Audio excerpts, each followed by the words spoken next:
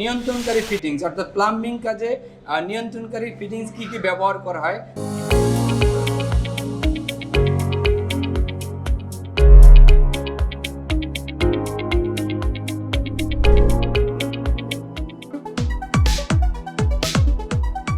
আসসালামু আলাইকুম, আশা করি আপনারা সবাই ভালো আছেন।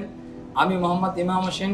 আমি এই ডলফিন ট্রেনিং সেন্টারে প্লাম্বিংয়ের ট্রেনার হিসেবে প্রায় 10 বছর ধরে কাজ করতেছি এবং বিগত আপনার পর্বটা হয়তো আপনারা দেখেছেন সবাই।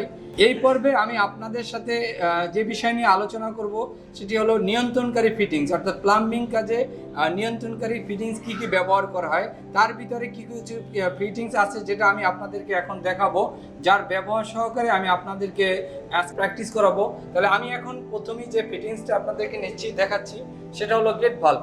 গেট বাল্বটা কি বা গেট বাল্ব কেন ব্যবহার করব। এই গেট বাল্বটা যে আমার হাতে দেখছেন, এটা পানির লাইনে ব্যবহার করা হয়। এটা বলা হয় অনওয়ে, অর্থাৎ টু ওয়ে, এটার দুই দিক থেকেই আমরা লাইন নিতে পারবো। অর্থাৎ এটা যখন আমরা পানির লাইনে ব্যবহার করব তখন দেখেন সুবিধাটা অসুবিধাটা কি। সুবিধা হলো যে আমরা এটা বন্ধ করলে পানিটা আর আসা যাওয়া করতে পারবে না, কিন্তু অসুবিধাটা হলো যে আমরা এটা বন্ধ করতে অনেক সময় লাগে। অর্থাৎ এইটা গেট বাল্ব কেন হলো এটারও একটা আপনাদের জানা দরকার। দেখেন এখানে একটা গেটের মতো আছে, এই যে ভিতরে দেখা যায় গেটের মতো, অর্থাৎ এই গেটের কারণেই এটার নাম হয়েছে গেট বাল্ব। তা আমরা এই গেট বাল্ব সম্পর্কে এখন জানলাম। এরপরে আমরা যে বাল্ব সম্পর্কে জানবো সেটার নাম হলো বল বাল্ব। অর্থাৎ এখানে দেখেন এটা বল বাল্ব আছে। এই বল বাল্বটাও ব্যবহার করা হয় পানি সরবরাহ লাইনে, অর্থাৎ প্লাম্বিংয়ের কাজে। এর ভিতরে একটা বলের মতো দেখা যায়, আপনারা দেখবেন এই বলের মতো ভিতরে, এই বলের কারণে এটার নাম হচ্ছে বল বাল্ব। এটা ব্যবহার করা হয় কারণ হলো এটা মুভ করতে ইজি, অর্থাৎ যে কোনো ইজিভাবে এটা বন্ধ এবং খুলতে পারা যায়। সেই জন্য বল বাল্বটা সব জায়গায় যেখানে বেশি ব্যবহৃত হয়, যে ফায়ার সার্ভিসের লাইনে, পাম্পের আগে পরে, যেখানে আমাদের এই বল বাল্বটা বেশি ব্যবহার করা হয় যাতে ইজিভাবে বন্ধ এবং খোলা যায়। তারপরে আমি যেটা আপনাদেরকে দেখাবো সেটা হলো চেক ভাল্ব বা নন রিটার্ন ভাল্ব। অর্থাৎ এটা চেক ভাল্ব বা নন রিটার্ন ভাল্ব কেন হলো, এটা অনওয়ে বলে। এটা এখানে একটা ডিরেকশন আছে, অর্থাৎ যেদিকে পানি যেতে পারবে ওদিকেই শুধু যাবে, এর উল্টো দিকে দিলে আর পানি আসবে না। অর্থাৎ এই জন্য এটাকে অনওয়ে ভাল্ব বলে, অর্থাৎ পানি শুধু একদিকে যেতে পারবে, অন্য দিক দিয়ে আসতে পারবে না। অর্থাৎ এই ধরনের, যেমন আমরা ট্যাঙ্কির ক্ষেত্রে এই ভাল্ব ব্যবহার করতে পারি, কারণ ট্যাঙ্কিতে পানি যেতে পারবে কিন্তু আর ভরে গেলে আর আসতে পারবে না। এই চেক ভাল্বের ব্যবহারের কারণ হচ্ছে এইটা। এবার আমি যেটা দেখবো আপনাদের, এটা হলো ফ্লোট ভাল্ব। অর্থাৎ এটা কোথায় ব্যবহার করা যায়, ফ্লাশিং সিস্টেমে।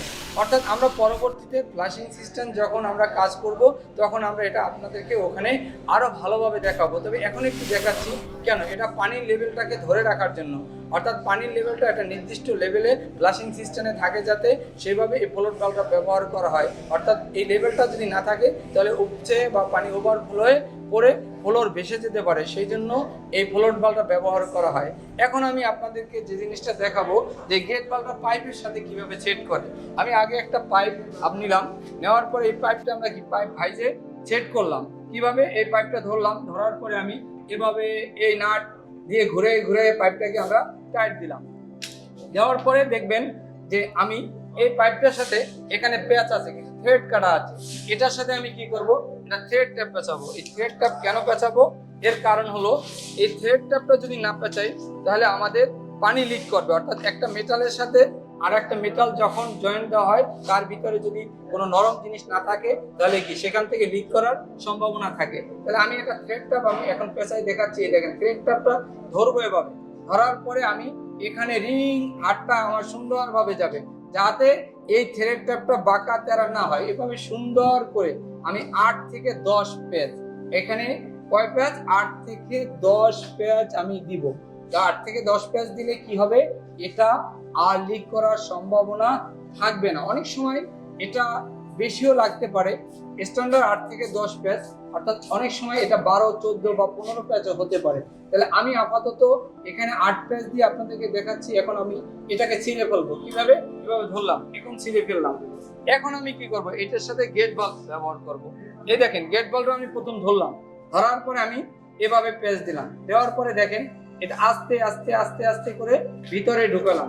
এরকম আস্তে আস্তে টাইট দিতে দিতে দিতে দিতে আমি এই লাস্ট পর্যন্ত চলে আসবে। এখন আমার এটা হাতে টাইট হয়ে গেছে, আর টাইট দেওয়া সম্ভব না। তখন কি করতে হবে? আমার রেঞ্জ ব্যবহার করতে হবে। এই রেঞ্জটা কি? আমি এখানে দুটো রেঞ্জ রেখেছি, একটা হলো পাইপ রেঞ্জ আর হলো অ্যাডজাস্টেবল রেঞ্জ।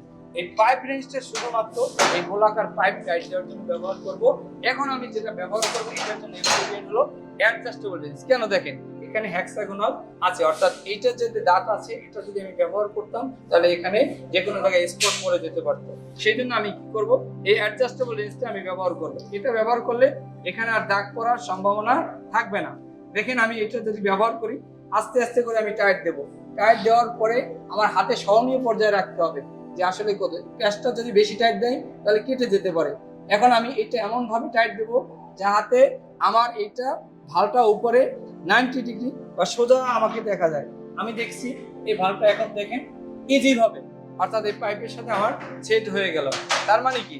আমি যদি কোনো ভাল সেট করতে যাই বা কাজ করতে যাই, আমাকে প্রথমেই এই পাইপ নিতে হবে, পাইপে থ্রেড ট্যাপ পেঁচাইতে হবে, তারপর কি থ্রেড ট্যাপ পেঁচাই দেখতে হবে থ্রেড ট্যাপটা ঠিক মতো আছে কিনা।